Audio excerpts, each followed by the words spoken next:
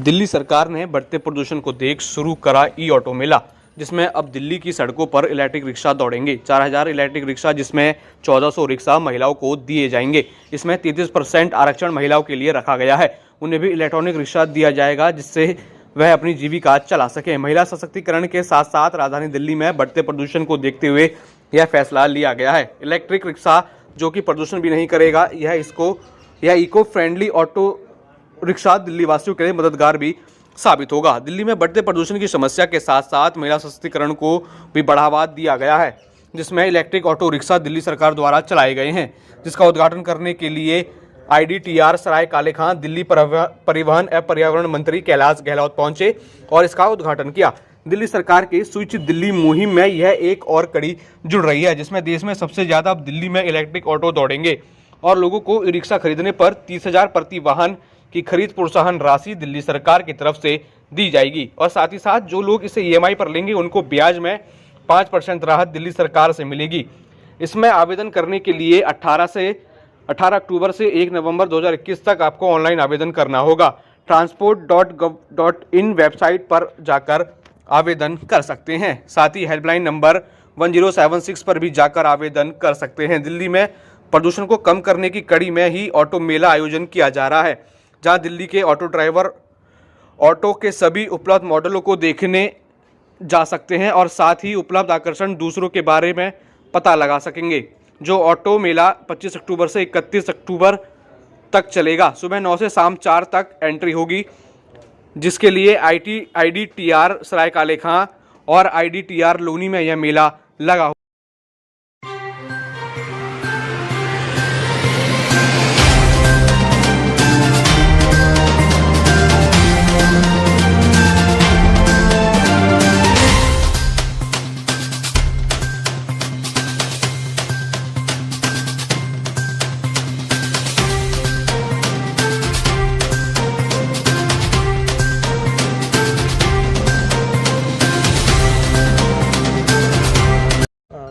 चार 4,000 से ज़्यादा जो है इलेक्ट्रिक ऑटोज़ के परमिट्स दिल्ली सरकार देना चाहती है।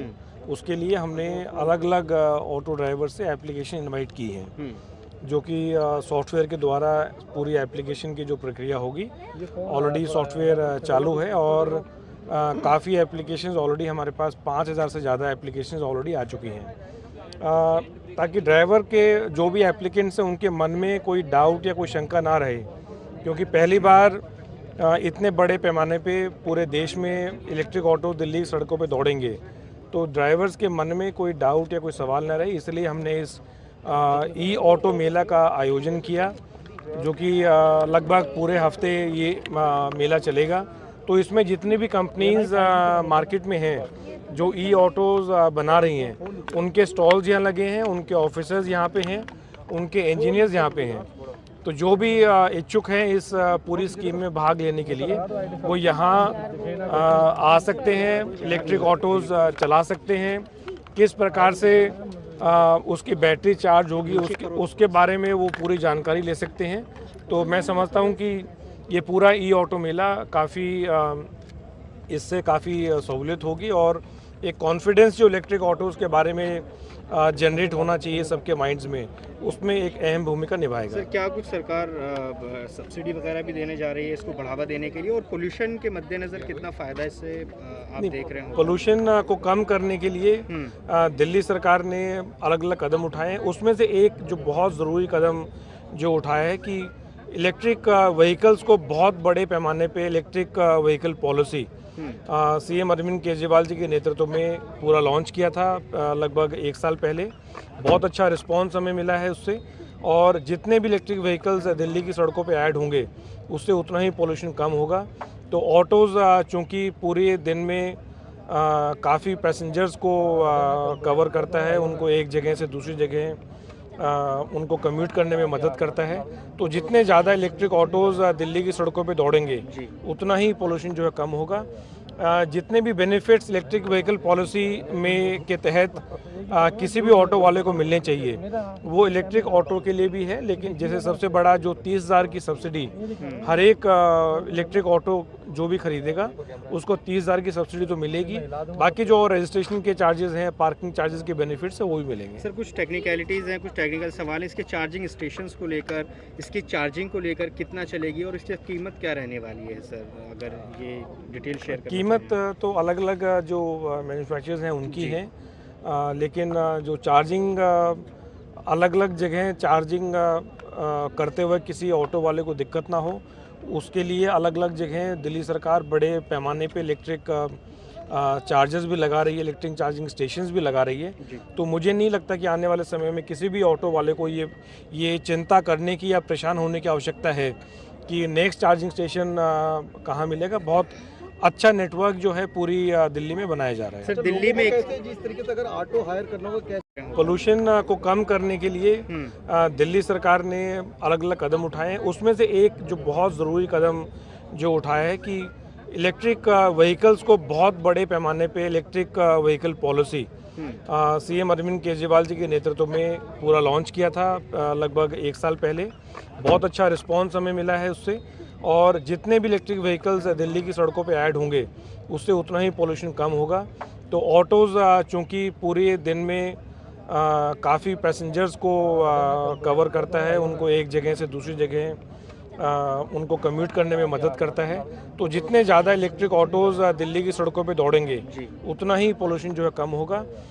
जितने भी बेनिफिट्स इलेक्ट्रिक व्हीकल पॉलिसी में के तहत किसी भी ऑटो वाले को मिलने चाहिए वो इलेक्ट्रिक ऑटो के लिए भी है, लेकिन जैसे सबसे बड़ा जो 30,000 की सब्सिडी हर एक इलेक्ट्रिक ऑटो जो भी खरीदेगा उसको 30,000 की सब्सिडी तो मिलेगी, बाकी जो रजिस्ट्रेशन के चार्जेस हैं, पार्किंग चार्जेस के बेनिफिट्स है वो भी मिलेंगे। सर कुछ टेक्निकलिटीज़ हैं, कुछ टेक्निकल सवाल हैं इसके चार्जिंग स्टेशंस को लेकर, इसकी चार्जिंग को लेकर कितना चलेगी और इसकी कीमत क्या रहने वाली है सर, अगर ये डिटेल शेयर करें। कीमत तो अलग अलग जो मैन्युफैक्चरर्स हैं उनकी है, लेकिन जो चार्जिंग अलग अलग जगह चार्जिंग करते हुए किसी ऑटो वाले को दिक्कत ना हो उसके लिए अलग अलग जगह दिल्ली सरकार बड़े पैमाने पे इलेक्ट्रिक चार्जेस भी लगा रही है, इलेक्ट्रिक चार्जिंग स्टेशंस भी लगा रही है। तो मुझे नहीं लगता कि आने वाले समय में किसी भी ऑटो वाले को ये चिंता करने की या परेशान होने की आवश्यकता है कि नेक्स्ट चार्जिंग स्टेशन कहाँ मिलेगा। बहुत अच्छा नेटवर्क जो है पूरी दिल्ली में बनाया जा रहा है। सर दिल्ली में कैसे जिस तरीके से अगर ऑटो हायर करना होगा कैसे कहाँ पे खड़े रहेंगे, कोई ऐप के माध्यम से कि ऐसे ले पाएंगे? नहीं, ऐप के माध्यम से ऑलरेडी जितने भी ऑटोज़ हैं उसको जोड़ने की स्कीम ऑलरेडी तैयार कर दी गई है, और इनका कलर भी अलग होगा। जो इलेक्ट्रिक ऑटोज़ हैं उनका कलर ब्लू होगा, तो दूर से ही कोई भी यात्री या पैसेंजर उसको देख सकता है कि इलेक्ट्रिक ऑटो है। कब तक ये सड़कों पर दिखाई देने लगेंगे सर, कोई टाइमलाइन आपने रखी है कब तक ये सड़कों पर उतर आएंगे? नहीं, हमने अभी एप्लीकेशन इनवाइट करने का 15 दिन का समय दिया है जी। मेरे ख्याल से 1 नवंबर तक का ये समय है। उसके बाद उन एप्लीकेशंस का ड्रॉ होगा, क्योंकि परमिट्स जो हैं वो लिमिटेड हैं, और हमें ऑलरेडी 5,000 से ज़्यादा एप्लीकेशन आ चुकी हैं, तो उनका लकी ड्रॉ करके उनको उसके बाद जो फॉर्मेलिटीज़ हैं, तो मैं समझता हूं कि अगले 2 से 3 महीने में इलेक्ट्रिक ऑटोज हमारे। दिल्ली में पावर कट को लेकर एक पॉलिटिक्स हो रही है। जो अमित मालवीय हैं बीजेपी के, उन्होंने कहा है कि दिल्ली में बिजली कटौती हो रही है और लोड शेडिंग हो रही है दिल्ली के लोगों के लिए। ऑटोज के बारे में सवाल बिजली के लिए नहीं, वो पावर मिनिस्टर से पूछे आप। अच्छा, ऑटो को लेकर जिस तरीके से हमेशा जो सवाल उठाते, ट्रैफिक पुलिस काफी ज्यादा तंग करती, महिला ऑटो चालक कैसे इससे निपटेंगे? क्या उसमें कुछ दिल्ली सरकार मदद करेगी उनकी? नहीं, मैं सवाल आपका समझ नहीं पा रहा हूँ।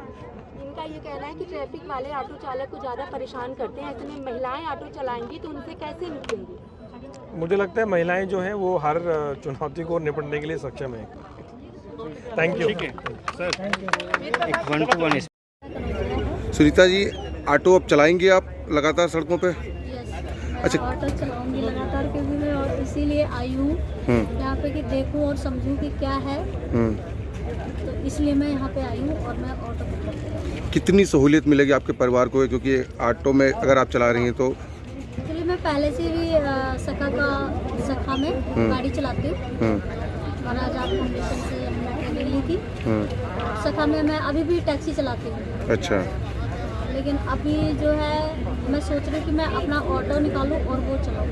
अच्छा, इलेक्ट्रिक ऑटो से कितना मानती पोल्यूशन कम होगा और कितनी भूमिका आप निभाएंगी दिल्ली में? ऑटो से तो बहुत पोल्यूशन कम होगा। अगर सारी धीरे धीरे सारी गाड़ियाँ इलेक्ट्रिक हो जाएंगी तो फिर तो पोल्यूशन खत्म हो जाएगा। तो सुनीता जी, सड़कों पे चलना क्योंकि सवारियों को, क्योंकि एक पर्सनल ड्राइव तो हमेशा महिलाएं करती हैं, लेकिन सवारियों को लेकर चलना तो कितना मानती हैं कि रिस्की होता है आप लोगों के लिए?